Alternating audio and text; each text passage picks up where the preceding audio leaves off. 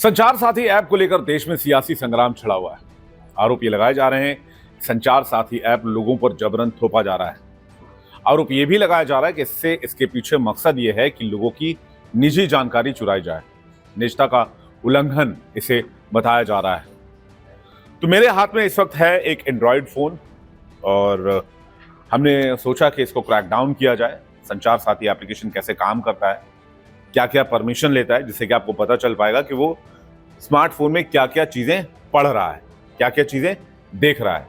तो ये है इस वक्त मेरे पास एक एंड्रॉयड फोन। तो इसमें हम सबसे पहले जाएंगे प्ले स्टोर पर और प्ले स्टोर पर जाने के बाद हम ढूंढेंगे संचार साथी ऐप। तो ये आ गए प्ले स्टोर पर और उसके बाद हमने ढूंढना शुरू कर दिया संचार साथी ऐप। अच्छा, ये इसलिए डाउनलोड करना पड़ रहा है, मैं आपको बता देता हूँ, क्योंकि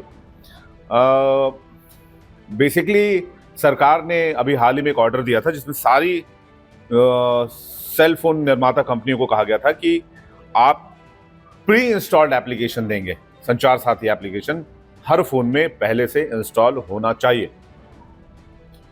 लेकिन ये फोन चूंकि पहले का है, थोड़ा पुराना है, तो इसमें प्री इंस्टॉल नहीं है, तो हम इसको अब इंस्टॉल करने जा रहे हैं। ये देखिए, सबसे पहले इसका ओवरव्यू देख लेते हैं एक बार। संचार साथी कुछ इस तरह का लोगो आपको नजर आएगा, ये इस तरह का लोगो आपको नजर आएगा। Department of telecommunication, government of India. आपको यही एप्लीकेशन डाउनलोड करना है अगर आप करें तो, क्योंकि ये ऑफिशियल वेबसाइट है। अब अबाउट दिस ऐप में लिखा हुआ है कि a citizen centric initiative of department of telecommunication, government of India. Safety starts with understanding how developers collect and share your data. Data privacy and security practices may vary based on your use, region and age. The developer provided this information and may update it over time. अब ये क्या क्या share करता है?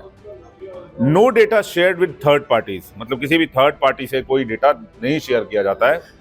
आगे देखिए, इसमें क्या लिखा हुआ है कि no data collected. The developer says that this app doesn't collect user data. तो ये सबसे बड़ी चीज है, जो एक प्रमाण है कि ये आपका यूजर डेटा कलेक्ट नहीं कर रहा है, जो दावा किया गया है। Data deletion, developer can provide ways for you to remove data collected by this app. अगर आप है भी तो आप इसको रिमूव कर सकते हैं। Developer hasn't provide information about the data deletion.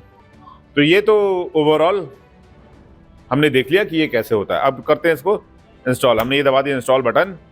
अब ये इंस्टॉलेशन अभी पेंडिंग आ रहा है। उसके बाद अभी थोड़ी देर में डाउनलोडिंग शुरू हो जाएगा। ये देखिए, क्योंकि 5G की स्पीड है तो 5G की बहुत तगड़ी स्पीड से डाउनलोड हो रहा है। लगभग 16 Mbps की ये फाइल है और ये लगभग विद इन 20-30 सेकेंड ये डाउनलोड हो गया, इंस्टॉल भी हो गया। अब करते हैं हम लोग इसको ओपन। अब देखते हैं ओपन करने पे क्या होता है। ये खुल गया आपका संचार साथी एप्लीकेशन। अब देखते हैं ये डिमांड क्या क्या करता है, मतलब क्या क्या पढ़ने की कोशिश करता है फोन के अंदर, ये देखने की कोशिश करेंगे। सबसे पहले गए, लैंग्वेज ऑप्शन आया, हमने यहाँ इंग्लिश सिलेक्ट कर लिया।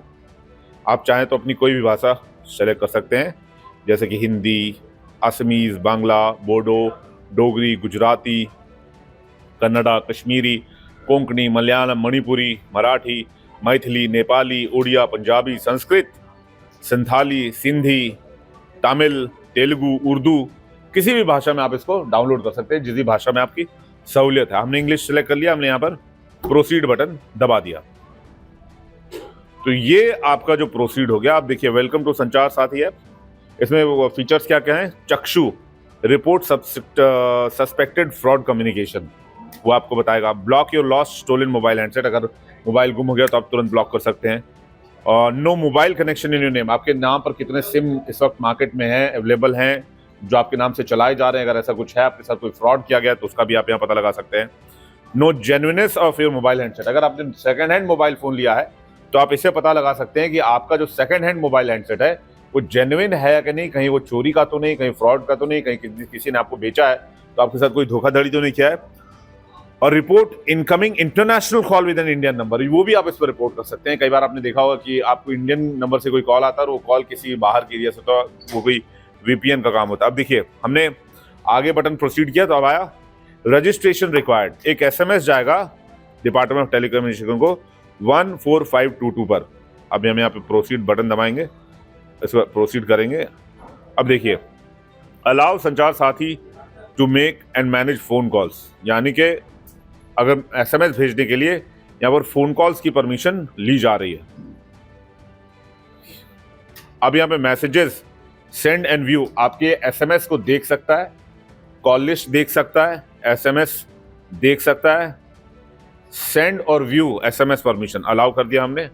अब हमने यहाँ पर नाम डालना है, जैसे कोई भी नाम एक्सेट्रा आपने डाल दिया, जैसे हमने यहाँ पर IN इंडिया